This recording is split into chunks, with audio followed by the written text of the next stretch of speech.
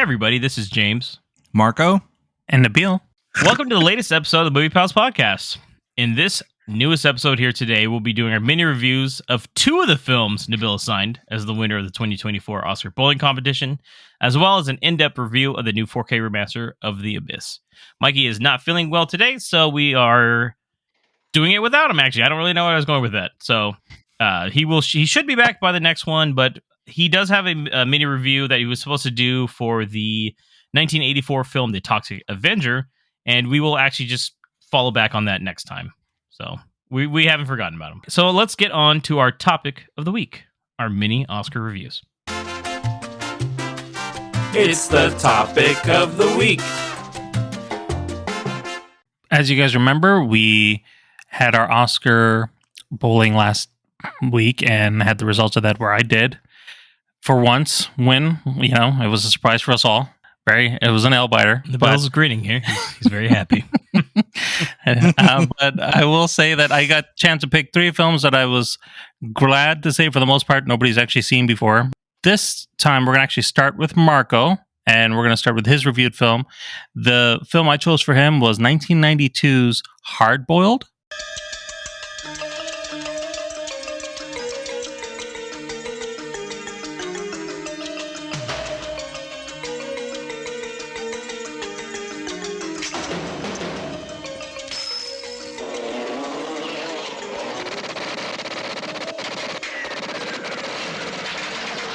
And that is sitting with a 92% Rotten Tomato score.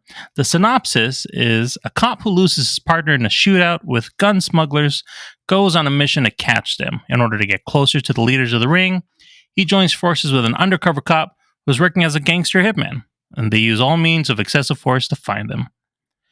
Now, this is directed by John Woo, and if you remember the name, it's because he also directed hits such as Face Off in 1997, Mission Impossible 2 in 2000. It's the one with the long haircut of Tom Cruise, if you all recall that. And the recent film Silent Night that came out last year. This is also written by John Woo, and as well as Barry Wong and Gordon Chan.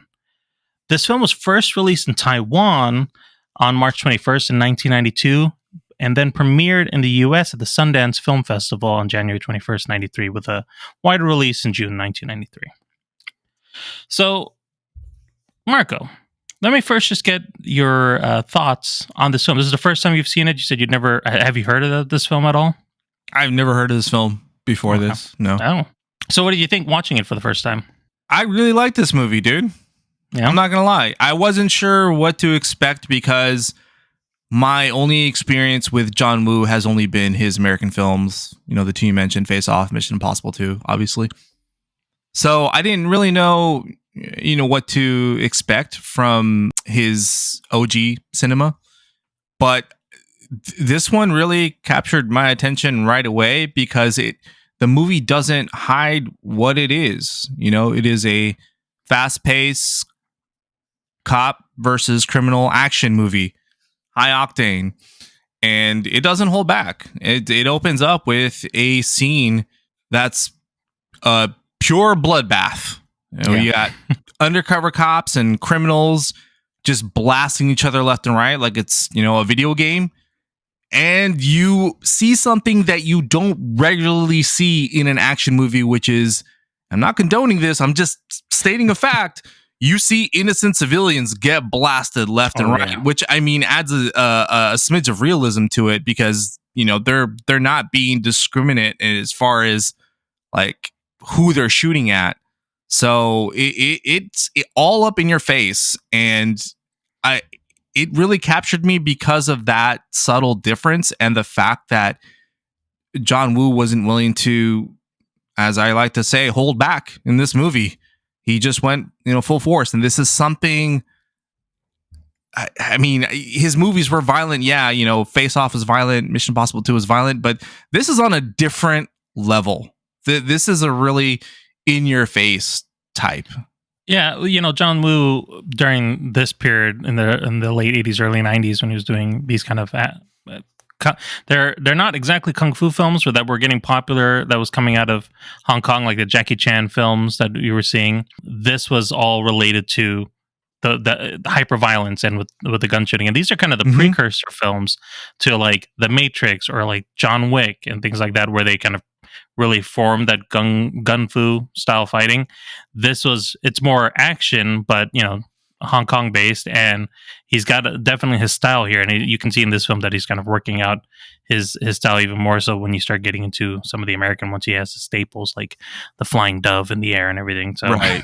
Oh yeah. he's got some birds in this film that already kind of starts teasing some of that. But they're So- caged. They're not free yet, Nabil. Right. Yeah.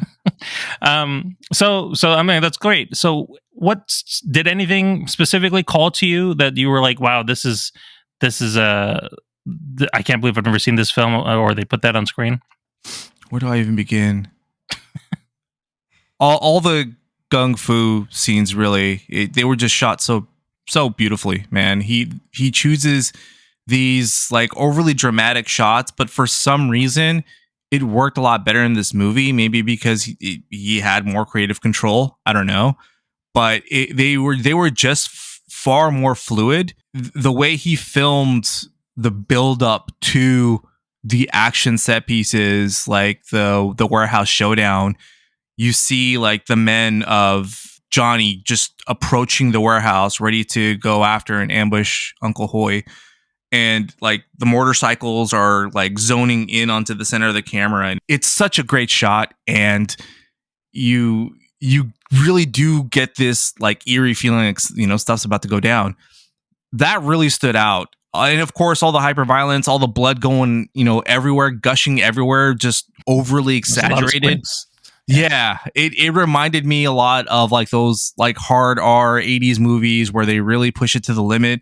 I watched this with my brother and I was telling him, dude, I'm surprised that this movie didn't get an NC-17 rating, over here in the States, because it is just nonstop violence. But that wasn't the only stuff that stood out. The characters themselves are very interesting. I like the main character played by Cheyenne Fat. Yeah, Inspector Tequila Yen. I think that he's just a no nonsense, Dirty Harry type of cop that's just trying to get his guy, and he'll stop at nothing. He won't listen to his captain. He's always at odds with his captain, and he's going through troubles in his personal life, but that won't stop him from trying to chase the main bad guy. It really kind of made me kind of care for this character and see where he was going to end up. There are a couple of little twists that you can, if you're not really paying attention, like if you're not, because you have to read the subtitles, then it's kind of like a blink and you miss. That's like, wait a minute, is this undercover guy? Wait a minute, he's not a gangster type stuff. So I really enjoyed that as well too. And it all kind of like hits you really fast, but something about that in this film, and it had a bit of charm to it, and it made it that much more enjoyable. What about dislikes? Was there anything that you really didn't like or you weren't connecting with in this movie? Really, my only complaint was, so I rented this on Amazon Prime Video, and it was only available in HD or SD. So obviously I got the HD. He doesn't own. I did a little research on that. He doesn't actually own the rights to the movie, so it's with some Hong Kong production that's probably never going to allow them to, refinish it to bring it up to 4K. So I think there was like a laser disc on Criterion for this, maybe back in the day. This movie is notoriously hard to find. Yeah, I know. The fact that it was even available streaming, I was surprised, to be honest. Yeah, but I don't know if it's the streaming service, if it's Amazon, but something with the digital transfer just didn't transfer correctly. It's not a good transfer. Marcus. Yeah, there are some scenes that are warped or that look like they have kind of like that VHS warping to it. And I'm like, oh man. But aside from that, and I guess some of the freaking aspects of the plot are kind of thin. They're kind of just there. For example, like at the beginning, his partner, Inspector Tequila, his partner gets killed at the beginning of the movie, and there's a quick funeral scene, and they sort of never really touch back on that again. There's a kind of subplot between him and his girlfriend also having troubled times that I really don't think added much to the movie, but really that's really that's really my only gripe with the movie. And Yeah. I think it runs just a little bit too long. Some of the action scenes, I think that's more just because the set pieces go quite long. But yeah, I get what you're saying with that. Well, since it's your first time watching it, would you want to watch this movie again? Yeah, absolutely. I would. And I would think you're also probably willing to recommend it to other people to watch this film if they haven't heard of it. I think if you're a big action movie fan, or if you're curious to see other John Woo films, or a fan of Chow Yun-fat, or just curious to venture more into kung fu genre, then this is probably for you. However, I wouldn't recommend it to people who aren't too inclined to see a lot of violence. There's a lot of it, and there's a scene where just like innocent people who are just trying to escape a hospital get completely massacred, and it's like even I cringed at that, and I was like, geez. Which one last thing I'll just add is I'll say that the hospital set piece is probably one of the best action sequences to take place in a hospital that I've ever seen. Yeah, it gets pretty intense in there. And I'll say too, that's part of the reason why I chose this film for you was because I knew that you liked martial arts films. You hadn't watched a lot, if I recall correctly, and you obviously are a big fan of like the John Wick movies.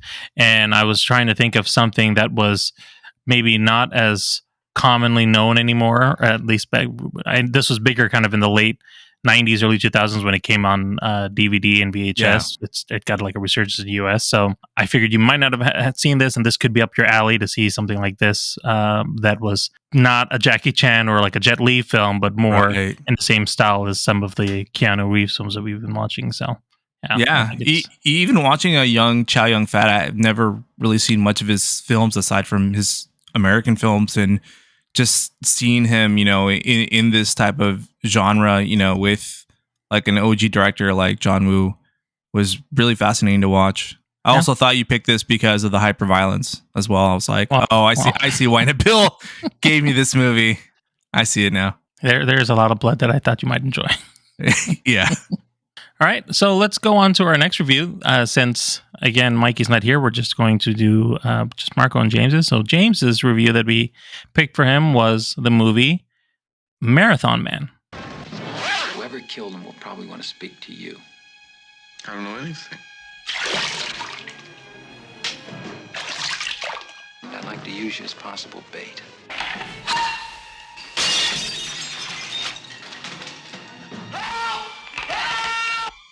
It's not safe. Is it safe? Is it safe? No, it's not safe. It's very dangerous. He's probably the wealthiest and most wanted Nazi left alive. I'm positive your brother meant to rob me when I leave the bank with my diamonds. Oh, I don't know anything. Well, can I trust you? Marathon Man is sitting at an 81% Rotten Tomatoes score. The synopsis: after the shocking murder of his older brother, a New York history student finds himself inexplicably hounded by shadowy government agents on the trail of a Nazi war criminal who is trying to retrieve smuggled diamonds. So this was directed by John Schlesinger, who also directed Midnight Cowboy in 1969 and Sunday, Bloody Sunday, as well as Yanks in 1979. This was written by William Goldman and Robert Towne and based on William Goldman's 1974 novel of the same title, and was released widely on October 6th in 1976. So, James, I'm not sure when we suggested this film for you, but you said you had a little bit of history about this film, but you'd never actually seen it in full. Yeah, I want to say when I went to school, we looked at some John Schlesinger films in general, like Midnight Cowboy and such. So this was brought up. What were your thoughts of seeing this film in full now? I liked it. It was a good movie. It was very kind of very complicated plot, so it has a lot going on. It's one of those movies you definitely cannot be doing something else while watching it. Yeah, you're not going to catch what's going on with the plot. That's why. But overall, I liked the movie overall. I thought Dustin Hoffman was really good. Roy Schneider is really good as well for the parts that he's in. And it had a really good antagonist, too. Yeah. Anything specific really stick out to you that you enjoyed? I like how nuts it really gets near the end of the movie. Dustin Hoffman's character goes through a pretty good character arc. and I think for the most part, that's what worked for me in this movie. Just because he's a I don't know. Some people I've read like they're like, oh, he's like really immature in the beginning, but I didn't get that vibe. It's just that he's put in such a strange situation and a plot. He's really just in the wrong place at the wrong time, and he's involved, and he changes so much by the end of it all that he's completely different character. Which I thought his character arc was the reason to watch this, and because the mystery itself is the plot is pretty. When it comes down to it, it's really basic. It's about a ex-Nazi that's coming back because his brother died, and he's going to get jewels, but then the government's trying to stop him. And then the agent's brother is, Dustin Hoffman, and they think he's involved in it somehow, and that's really what it's about. So. Yeah, and it's weird that they even think that, but yeah, at one point in the movie, I was like, they could just leave him alone and they would be fine. Yeah, at exactly. one point. So, but I really liked Dustin Hoffman's performance in this one. So, yeah, anything that you didn't like about this film? Then I think it's a bit of a slower burn.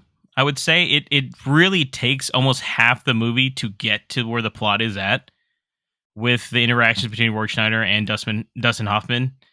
I thought it could have got to that point a little sooner, but I guess the point of it all is that it is building up the character. And one other thing I will mention is that although the main antagonist played by Laurence Olivier, he got an Academy Award nomination for this. And I get he's like super evil, but it almost is like he's such a side character the whole time. I kind of wish he was more involved, I guess. For the name, having Laurence Olivier on there, I would have thought that he was more prominent in this movie. I honestly am surprised that Roy Scheider didn't get anything because I thought he was great. Yeah, he was amazing the whole time, like speaking French, fighting people off. They were attacking him. James Bond, basically, the whole time. Yeah, yeah. So, any other things that really stood out to you, or did you really like in this movie? I liked just how it all played out, especially from the climax where they're at the cabin and then they go back to the city, and then Dustin Hoffman's kind of standoff with the Nazi at the end. I thought it was pretty intense. A lot less running than I thought it would be, by the way. For the name, movie called Marathon Man. But I get it. That's kind of just like part of his thing, and he does use his strength at one point, and he's trying to run his first marathon. and I guess I did like the whole "Is it safe?" Apparently that's a very famous line. And I wasn't aware of it. I was like, oh, okay, that's cool.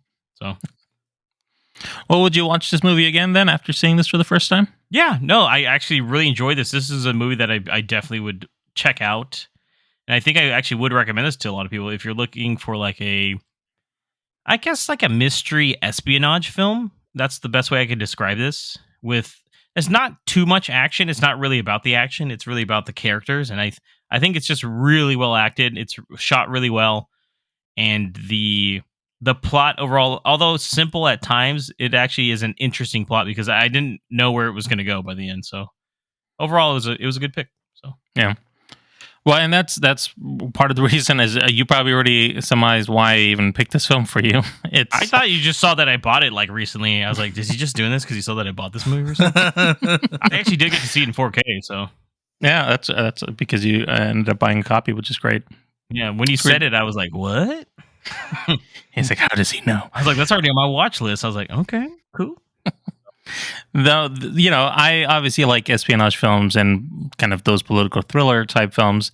And in the guise of like, we've had the mutual connection of watching Tinker Tailor Soldier Spy and trying to figure out what the hell was going on in that film. Oh no, this is way easier to follow than that movie. Yeah, this is a much easier film to follow, but it's in that same guise like this, All the President's Men. You've got the early 90s, even Jack Ryan films that were coming out, like Clear and Present Danger and stuff. Like they have these political thriller-esque kind of thing going on over here.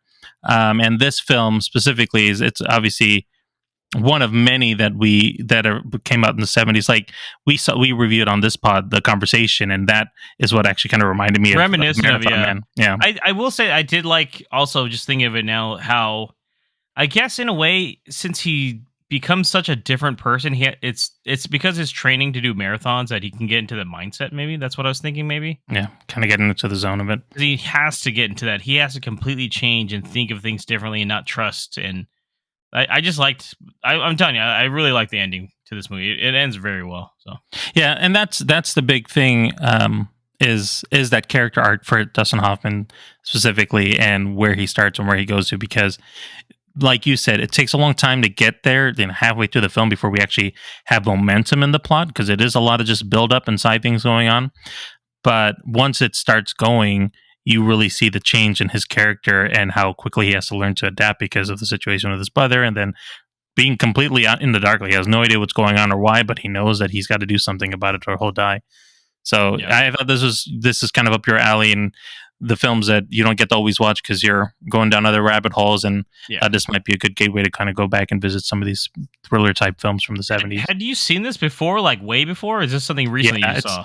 No, I saw it, I think, like 12, 15 years ago. It's been that long. So, I mean, I rewatched it for this, but yeah, it's been a long time since I've seen it. But when we did the conversation, like I said, this film was what kind of, it reminded me of this film. And I was like, oh, this isn't something I haven't seen in a while. And then thought about you afterwards. So nice. Good pick. All right, let's move on now to our main review of The Abyss.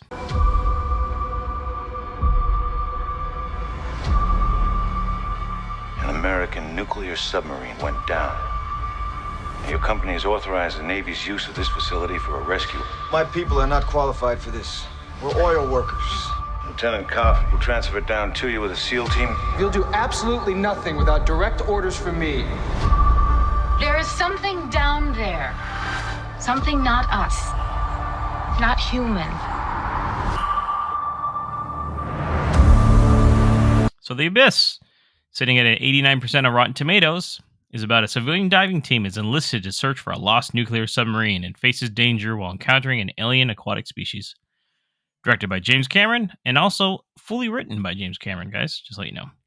Released on August 9th, 1989, with a budget of $43 to $47 million. This brought in $90 million.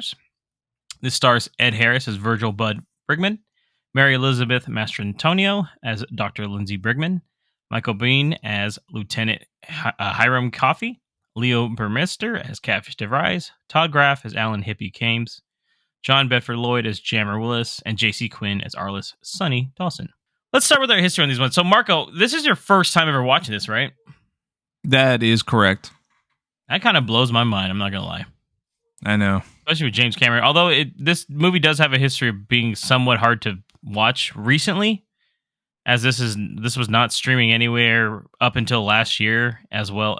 There was random times it was on HBO, I think, but it wasn't like a true HD even streaming quality of that. Before that, it's been stuck on Laserdisc and DVD for a long time. This has been one of the 2 James Cameron films that has been highly requested to get an HD remaster, and for years this was one of those movies that's been in limbo. Like, is it coming out this year? Is it not? It's kind of like, who knows? So then, really, Nabil, have you seen The Abyss before? I did watch it once, but it must have been a long time because I forgot so much of this plot when I was watching it. I was like, I forgot this part. I didn't remember that they went to here, and what the I guess alien kind of thing was as well. Like, it was very. Well, the question is, though, did you watch the special edition before or the normal version? No, it was the normal. I'd not seen because the special edition is quite different. By the way, it's about 30 minutes longer, and it fills a lot of plot holes in. So, which might be the reason why a lot of it just kind of the ending's completely different in the special edition. So, for me personally, I saw the original one back in the 90s sometime too.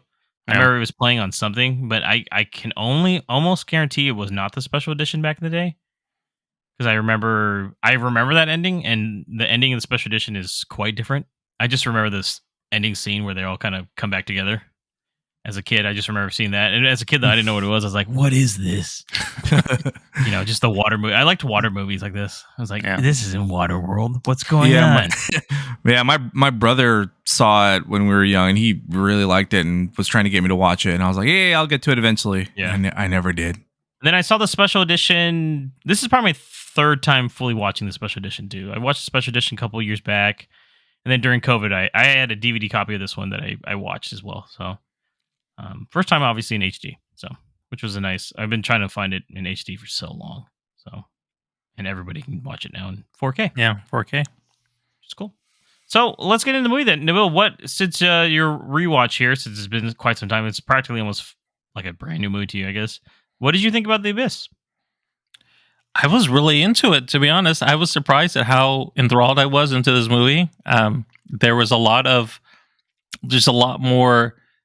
I guess I want to say is anxiety, because I didn't really remember some of the things that were going on and what was happening to Lieutenant Coffee and like what was Brigman's whole deal with Mary Elizabeth's character, the doctor. So it was, I was really just invested in this. And then there was the shots in the film just underwater. I remember it was a big deal, but oh my gosh, like you got to remember this is 1989. That's what I'm saying. Right? Yeah, for like the late 80s, I was like, how the hell did he get these shots going like this? Like it was. Well, apparently it was I was because he was like a impressed. slave master. Apparently out there. No offense. Yeah. I don't know if you guys looked up the making of this movie. it was Absolute nightmare. But I think he almost died. I think he learned a lot from this movie because his future films did a lot better too. This didn't do as well as his previous film, which was obviously we just reviewed it. Was fucking Aliens. So this time around, this was a much different kind of film, but it almost shows you guys kind of like he really likes the water. Oh You guys yeah, can tell. yes. With all his like Definitely. other movies, you can tell like, oh, like he's always like this shit, you know. Mm-hmm. Especially the submarine thing. At one point, it's just like, holy crap, dude! And the fact that a lot of it, there's a lot of visual effects. Don't get me wrong, but a lot of it's practical effects too, which is kind of mind blowing. So. What about you, Marco? What did you think? First time viewer of the Abyss special. By the way, we did review the special edition. Just if everybody wants to know, we did do the special edition. So, which is 2 hours and 51 minutes long. Yeah, I felt that. Yeah. What did you think, Marco? I thought visually it looked really good, especially for like when Nabil was saying for a movie filmed in 1989. I was like, wow, this really puts a lot of movies that filmed underwater in the 80s to shame. Like it just looked fucking incredible. And yeah, reading the production disasters, like this was a nightmare for everyone. Literally everyone is considered one of the worst like productions like ever on a movie. Before Waterworld came out, apparently. Yeah, exactly. Almost everyone almost died, dude. Like there were so many almost drowning experiences that occurred. Yeah. Like Ed Harris was freaking traumatized. Like, yeah, it was. Yeah, there's a reason Ed Harris will not work with James Cameron again, too. Yeah, Mary Elizabeth Mastrantonio was also like traumatized, like from like the underwater experience. It was just, Anyway, it's a bit of a slow burn at first, you know, when you're trying to really get to the whole alien aspect of it. It's really studying. You're really getting to know these characters more in depth and really getting to understand like who they are. Especially Ed Harris's character, you know, you're trying to see where he's coming from, where everyone, because I guess it does help with the payoff at the end. But I gotta say, I did struggle a little bit to get through this one, just a little bit. I had to watch it in 2 parts, man. I'm not gonna lie. Oh, really? Okay. Long movie. Yeah. Long movie. I almost want to say that's because it's a special edition, man. If you watch the normal one too, although I don't think it's as good as a payoff, it's almost one of those movies that you'll appreciate the special edition more after you've seen the original version of it. Because it is more, it is cut a lot quicker. Like I said, it's 2 hours and 20 minutes long. So it's like, that half hour does make a difference sometimes. But really what got me coming back was just the whole visual aspect of it, man. Like all of it taking place underwater, knowing that they actually filmed like 40% of the movie was filmed underwater, which doesn't seem like a lot. It didn't, like, James Cameron wanted like all the underwater shots to be shot underwater as much as possible, but they only were able to do a few because of the technical difficulties that they went through. But just what we do get just looks fucking incredible, you know. And you do get kind of close to the crew as well. That kind of helps too. But the story does move a little sluggish, in my opinion. I agree. It's a slower burn compared, especially if you're coming from Aliens to this film. There is no denying, though, how beautiful this movie looks, and I'm so glad this finally got a 4K. I even wrote in my old review, it's hilarious, for a few years back. I was like, this thing needs a remaster ASAP because it just deserves it, and it just is a movie that I really like the whole concept of it all after seeing it a few times. I think this is a movie that might grow on you too, Marco, to tell you the truth. Yeah. You see this a lot more than once, and I think, truthfully, check out the normal version, and then you'll be like, what the hell? Because there's plot holes in that. You're like, that don't make any sense. But I love the characters of this movie. That's why, man. I think Ed Harris is great. There are some scenes in here that are just fantastic. Like when he's reviving his wife at one point, that scene is intense as hell. I love the scenes where even they're like fighting in the submarines against Coffee. I thought that was when great. Coffee is losing his fucking mind. Dude, I love it though. I told you Michael Biehn is only in a few James Cameron films. I was like, what the fuck? Every shot of him just freaking losing his shit, I was fucking dying just thinking of Dude, you, I love when James. he's just like, it doesn't have it, then he's just shaking. He does the shakes already, like, ooh, foreshadowing. I just knew He's James was got fucking struggling mustache. at Dude, these parts, dude, and it made me laugh thinking of that. I love that he's the bad guy in this one, technically, right? I like that too. It worked out I mean, really he well. is. Yeah, he totally is. Full on villain. Which is funny though, because dude, at one point they just walk in, they got a fucking nukes in the fucking table. He's like, "Hey, what the hell?" He's like, "What are you doing here, man?" When they kick the crew out and then close the door and the camera like goes down, and you see he's holding the handgun behind his back. Yeah. Dude, there's some good moments of this thing with him. They just got Mac 10s out of nowhere. I'm like, damn, Yeah. the SEALs are packing Mac 10s with silencers. Like, damn. He actually makes the movie for me at points. There was where there was no point to put silencers on those guns. Dude, he's sitting in the sub, and then as he's going down, he's just looking up like this. As the camera pans, he's like, bye bye. I'm gonna go take this nuke myself. Right. So yeah, no, there's I actually had a lot of fun rewatching this. I was able to sit down and watch it all in one viewing this time around too. And it just worked for me. I agree, Nabil. I love the diving scenes. It's very claustrophobic. Even knowing that like Ed Harris, that liquid stuff, right? That he's supposed to be like breathing, but he's really just holding his breath. It always bothers me the whole time because I know he's like he's dying in there. Like James, literally. I think that what you just mentioned is probably what made it uncomfortable for me to watch. I have a very big fear of deep waters. Oh, so I think I was getting a little uncomfortable, and that's why I had to watch it in two parts. He's effective at doing it, but I want to say that James Cameron learned a lot from this movie because of the technical limitations. That's why he is, for his future films, he always kind of held off and waited until it was really ready. Because I haven't heard anything bad about. Well, Titanic, there's some pretty crazy shit going on too. Hadn't quite perfected, but Avatar 2, everyone seemed to have fun. So yeah. I mean, it took like 14 years to make it, but you know, whatever. You know, he took advice from Orson Scott Card, who wrote the novelization of the movie, who told him, "Dude, if you want to keep doing this, you got to learn to be better on set." And he listened to that advice, which is cool though, because like man, you guys know me, I love James Cameron. Yeah, he arguably one of the best movies I've ever seen in my life. So yeah, it's one of those things where I think let's get into it then. So what worked for overall for me? Visual effects I think are great here. They are especially better in this 4K version. The creature that's coming out is very like reminiscent of an early Terminator from Terminator 2. The T-1000 There's or whatever. a precursor for it now. Yep. Yeah, you can definitely tell it has that kind of slimy looking. I don't know what it is. It just comes out like hey there, I'm just an alien saying hello. Does really good. I think he continues his trend of making even the minor characters somewhat likable too, from Aliens, where you have a pretty damn big crew here, and it's by the end of it all, you're like, yeah, they actually feel like they're a family, and they're looking out for each other. And the people coming in that they don't like are the fucking SEALs with Michael Bihn's fucking coffee, his mustache just throwing off everybody. It's a good mustache. I liked it. It is. I won't lie either. I was like, it's a nice one. It's trimmed very nice. Got his Marco side cut too. I was like, oh shit. Fuckboy fade too. But I love how he's just losing it and he just doesn't believe anything. And then he sees it. He's like, we just got visited by aliens. So what about you? What else worked for you guys? Did you guys like anything with story arc or character arc with anything too? I like the, not story wise, but the attention to detail to the visuals, because I can't stop talking about like how great this movie looks for the year it was made, man. This is our first film, by the way, that we've reviewed from James Cameron, where we all were actually alive at the time. Right? It's true. Just to and let I did not watch it in theaters. There's no way. I was less than a year old, just so you know. So there's no way I knew what the heck the Abyss was.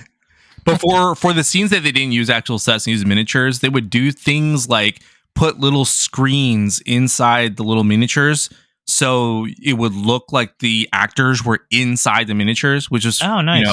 I mean, to do that, just to even think that and add that amount of detail, I think just shows like how well James Cameron wanted to present this movie and how well it made it look as well too. Yeah, I'm in the same boat. Honestly, I think outside of just like the visuals, the plot of them getting this oil crew. It's kind of like Armageddon underwater. It's what it is. Like these guys are oil riggers, but they got to go and help the government out to save this nuclear sub. And they've got some Marines. Mobilize anybody, it'd be too late. I'm like, I figured time. Yep. I feel like Michael Bay saw The Abyss and said, "Why don't we just do that in space? Just no brainer." And then a lot of explosions, and then right? Is that work for you guys? Yeah. So I like that premise. So it works, there, and you get the way that the story's being told, like you said, James, like the characters come up just like in Aliens, like you have a good connection with them. You can tell that they've been working together for a long time. Even when Dr. Brigman, the Mary Elizabeth's character, comes in, she knows them. It's her rig. She understands. Like how most people don't like her, though.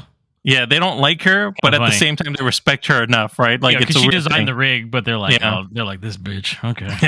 But I like how the experiences they go through kind of bring them full circle, and like when she's close to kind of losing her life and everything, everyone like gets kind of close together, and it's like, oh, wait a minute. It's that unspoken trust that he was able to put into the film, where you already like immediately as she comes onto the scene with the crew, you already know, oh yeah, they're tight. Even if they hate each other or whatever, like and that's a hard thing to portray without doing like a bunch of exposition or dialogue or let me tell you about my past and stuff like that. Like, no, we didn't hear a lot of that. There was just a little bit of alluding to like even the relationship between Bud and Dr. Brigman, but we don't get too much into the history of that. Which, by the way, in the non-special edition version, they don't dive as deep into all the characters. By the way, some of the character scenes that we saw in this version are completely cut. So, oh man, those it adds so much more in this. So I think that has a like great way. Marco loves the singing part, but the singing part that's not in the normal version. Like, no, I together. That's cool. Or throwing the ring in the toilet, not in there either. Really, dude. Why his hand wasn't blue the whole time? Dude, yeah. That scene, the scene actually where he brings up the blue hand is not in it either. Just like his hand is blue the rest of the movie. He did not wash that fucking hand. It's stained because of that, but it's not explained in the normal version. That's crazy. That's what I'm telling you. That's freaking wild. Sense, because I was kind of that freaked me out more than the aliens. Even I'm like, the whole Russian subplot. He didn't wash his hands. The whole Russian subplot is not in the original one either. That's crazy. Completely removed. But chiming in on Nabil and the close knit crew, it helps that James Cameron made them kind of blue collar workers. I like just that. kind of like just regular day workers doing their job, and then there has to do something that's kind of above their specialty, but they group together and try to do what they can. Yeah, no, I definitely agree. So then what I mean, now we were talking about pacing isn't the greatest in this one, especially the special edition. I agree. It burnt. It's a very slow burn, Marco. But anything else didn't work for you guys outside of that? I do have. There's one thing that I had problems with, and it was the tone transitions. It wasn't necessarily the tone of the film, but you can tell from based off of what we've seen in other Cameron films, he nails it better. But when we're seeing scenes where it's like super serious, and then the I guess UFO, the unidentified alien thing that comes up, like it's a brighter tone suddenly because she's like, no, we can trust it. Like it's okay. Those transitions were very, very, I guess the word I want to use is like harsh. Like it just kind of happened. Jarring maybe? Yeah, jarring. That's a good way to put it. Yeah, where it just kind of, you just have to be happy suddenly and trust it. And then some serious thing happens and you're out of it, and the way that he does it, I just felt it took me in and out of it too fast. I'm saying like I don't know if I'm explaining it well compared to some of his other films. I would say though that I think it's because maybe he's trying to show that aliens are actually friendly, and that like for the most part they're just trying to understand what's going on, and maybe Dr. Brigman is the only one that kind of realizes that because she has that kind of encounter earlier on than everyone else. Mm-hmm. Truth be told, so maybe that's it. But no, I agree. It kind of does jump around a bit. So I feel it adds a bit of realism, especially because of the situation that they're in. They're trapped underwater. They don't know when they're going to get rescued, so they're experiencing a lot of trauma. When you're going through that, your emotions just kind of zigzag. And it doesn't help that Coffee's losing his fucking mind. Exactly. Exactly. He's just like, oh, what the fuck what's going on here? And then even I think it helps with the dude. You need to chill. It helps with the uneasiness because at some point you could be on edge, you could be at each other's throats, and the next minute you're like calm and passive, and you're like, oh wait, this is a good thing. Yeah, I mean, maybe he was trying to show the mania going on over there, but Yeah. I just didn't feel like compared to Terminator or even to Terminator Titanic. has the same tone the whole time, I would say, man. I mean, Terminator 2, is that's later though, Nabil. You can't compare that to stuff now. Come on, man. I'm That's saying two in the movies. future he does two or better three with movies it. Away. But in this film, I feel he's still working that out because it is just it's more apparent where he's trying to jump us into one sense and then jump into the next. I agree with Marco though. That's something to think about. They are in like a very strange situation, man. Yeah. So real quick then, we already talked about visual effects, production design. It was pretty good there. What did you? I want to go back to Ed Harris's character a bit. Did you guys like how by the end of it all, he is the hero of the movie, right? Like he is ready to sacrifice himself, but then the alien, in the special edition at least, the aliens get him and they kind of show him that like his love for his wife is kind of what made them change their mind. Did that work for you guys? I thought it was great. I mean, Ed Harris in general, this is peak Ed Harris, I guess. I don't know. Like he was This is actually one of the better Ed Harris's films. I'm not gonna lie. He's mostly like a side character a lot, right? Yeah, right. He's a good character actor, but in this film he really shines. And that ending where he's sacrificing himself to an extent, like it was pulling at my heartstrings. I could feel the claustrophobicness, like being alone in the dark, and then the letters are getting worse and worse. His speech. Yeah, I felt that whole diving scene of him going further and further down, like he made it last, like felt like an eternity, and like that added to the whole sense of like claustrophobia and. Even the wire cut because he realized he has a green light. I was like, "Oh yeah, down there, dude." I'm like, "Good luck." Yeah, I was like, "Holy shit!" But I liked Ed Harris's character, man. He's a no nonsense guy. Just goes in and does his job, and he means well. He cares about his crew. I like that. He always put his crew first. He even put Michael Biehn at bay at first and says, "When it comes to the safety of this crew, like I'm the guy in charge." And I like that. And I like that despite his differences with his ex-wife or wife, I guess they're still married, they're not even freaking divorced yet. Yeah. He still was willing to sacrifice himself for her and stuff, even though like she ended up being the one that, quote unquote drowns. But you can still see like he, means well. I think that it was very emotional when he freaking was losing consciousness underwater, and the fact that it was love that saved humanity from these aliens. We don't know what their intentions were, but still, I mean, they were about to wipe everyone out. Really, that's what it looked like. True. Yo, we're just gonna reset everything here. I think it was beautiful. It kind of reminded me in a weird way of The Fifth Element, where it's like love was the thing that kind of saved humanity. What's the other element? That's why.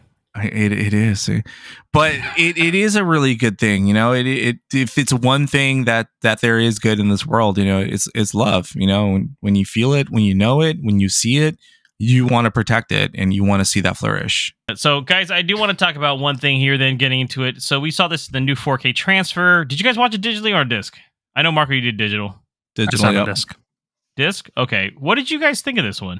I mean, I like the transfer, to be honest. I cannot speak to the quality of it comparatively because the last time I saw it, it was probably on a television. 480i. Yeah. so it's probably crap. But it did look really good, and the graphics were really... his graphics always seem to hold up, and it kind of did in this, even for it being 1989. There's a few shots you can tell a green screen, but it's like very few though, right? Yeah, it still looked pretty good for this transfer. I thought it was great. Yeah, I thought it looked really, really good. Of course, I had never seen the HD version or SD version. Truthfully, there's never been an HD version until now. That's the way to look at this. Oh, shit. Yeah. So I never even see the original, but it looked really good, man. Again, not the best 4K transfer I've seen. Point Break actually looks really fucking good in 4K. I'm not gonna lie. That's Shout Factory too, though. They do good quality stuff. Yeah, dude, it looks fucking great. The water scenes, anyway, but it looks great, dude. Honestly, it made me realize some of the comments that I did in the last movie I made. I was like, yeah, this is actually a little better. Not gonna lie, I'm slightly gonna better than Aliens. Yeah, this looked way better for me. This was actually a really good transfer. I think they did really good on this. Maybe it helped that there was no HD version of this movie before, because Aliens did have a Blu-ray, and this one has never had a Blu-ray. So technically, it does have a Blu-ray now because the disc comes with a Blu-ray copy of the movie. So which is strange. We ain't I gonna still watch that one though. I don't really know why they still do that. If you're gonna get 4K, just give me the 4K disc. I'm never going back to the Blu-ray. To justify the price. I guess, but I got it for pretty cheap through the Disney Movie Club. Rest in peace. But for the most part, there's some DNR, but man, it's not bad in this one. This one looked really good. I actually really enjoyed this transfer. I know a lot of people are still trashing this transfer, but that's just getting nitpicky, I guess, with this one especially, because I thought it looked great. But from I read in IMDb, it felt like, or it seems like he took more time with this one than some. I think so, because this and True Lies, by the way, are the two that he's been working on for quite some time. And it was only because the Avatar movies were taking so long to make that he was holding off. Apparently, these have been ready to go for years, but James Cameron works on his own time and no one else's time. So he announced that this was like good to go like 3 or 4 years ago. So yeah, just hadn't released them. Just fine, because also he color corrected some stuff on here too, and I think it works out really good. Michael Bihn's mustache looks fantastic in it. So does his sweat. No, dude, he's got the crazy sweats in this one, man. Yeah. Just thinks everyone's after him. And I was like, I'm here for it, man. I love how he implodes, by the way. It's insane. Oh, yeah. And then, that was right. It's all just leaking in and stuff. And then I thought of the submarine thing from last year, and I was like, damn, James Cameron really does know how that happens. Yep. I was like, man, James Cameron's an avid deep sea diver / I don't know what submarine people are called, but he's, as you guys know, he personally has his own submersibles that he uses, and he's been doing it for longer than almost anybody. He's literally a pro at it. So he's gone like further down than anybody. So let's just jump into ratings then, guys. What would you guys rate The Abyss, and would you recommend it? Start with you, Nabil. I would rate this 4 stars out of 5, and I totally recommend this, especially the special edition. Like, it gives you a lot more context, and though it's longer, it's worth the sit down if you can spend some time to it just to watch it through. I enjoyed it a lot, and I'm looking forward to watching it again. What about you, Marco? I give this one 3.5 stars. I still recommend it, especially if you're a fan of James Cameron, underwater movies, or any of these actors.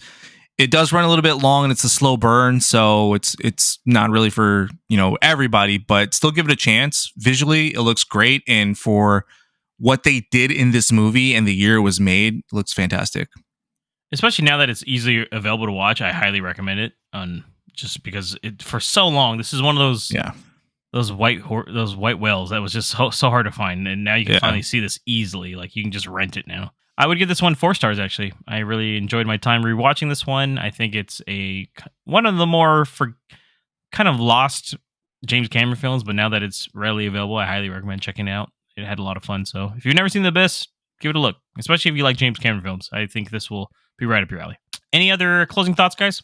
I do want to call out the scene at the beginning where they start the rig starts flooding, and Ed Harris is trying to go find his crew to close things down and try to shut down each hatch. Yeah. That was such a tense scene. I think that's what really started getting me going in this film. Like, what the hell is about to happen?